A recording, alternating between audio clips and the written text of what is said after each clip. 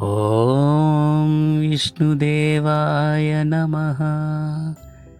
नमस्कार दोस्तों, आइए आज हम जानेंगे कामिका एकादशी व्रत के बारे में। सावन मास के कृष्ण पक्ष की एकादशी तिथि को कामिका एकादशी के नाम से जाना जाता है और यह दिन भगवान विष्णु को समर्पित होता है और हिंदू धर्म में विशेष महत्व रखता है।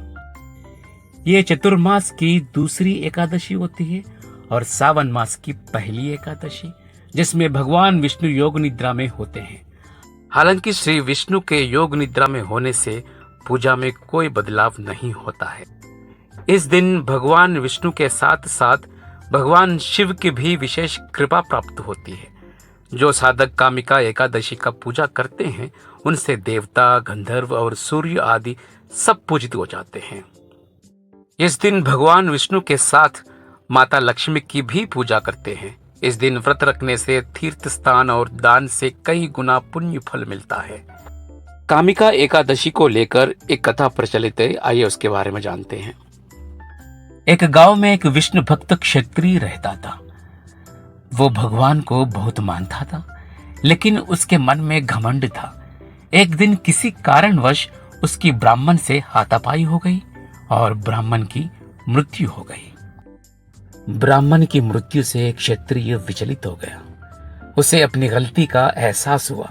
अपने हाथों मारे गए ब्राह्मण की क्रिया उस क्षत्रिय ने करनी चाहिए, परंतु पंडितों ने उसे क्रिया में शामिल होने से मना कर दिया। ब्राह्मणों ने बताया कि तुम पर ब्रह्महत्या का दोष है, पहले प्रायश्चित कर इस पाप से मुक्त हो, तब हम तुम्हारे घर भोजन करेंगे। पंडितों की सलाह मानते हुए उसने कामिका एकादशी के दिन पूरी श्रद्धा और विधि के अनुसार भगवान विष्णु की पूजा की।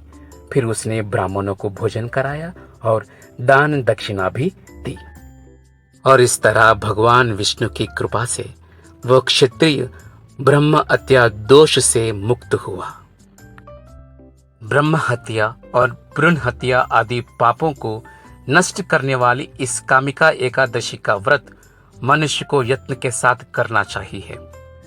कामिका एकादशी की रात्रि को दीपदान तथा जागरण के फल का महत्व अवर्णनीय है। इस बात पर क्षत्रिय ने पूछा कि इस पाप से मुक्त होने के क्या उपाय है। तब ब्राह्मणों ने बताया कि सावन माह के कृष्ण पक्ष की एकादशी को भक्ति भाव से भगवान विष्णु का व्रत एवं पूजा करके ब्राह्मणों को भोजन कराकर दक्षिणा के साथ आशीर्वाद प्राप्त करने से इस पाप से मुक्ति मिलेगी। जो मनुष्य इस एकादशी के दिन भक्ति पूर्वक तुलसी दल भगवान विष्णु को अर्पण करते हैं, वो संसार के समस्त पापों से दूर रहते हैं।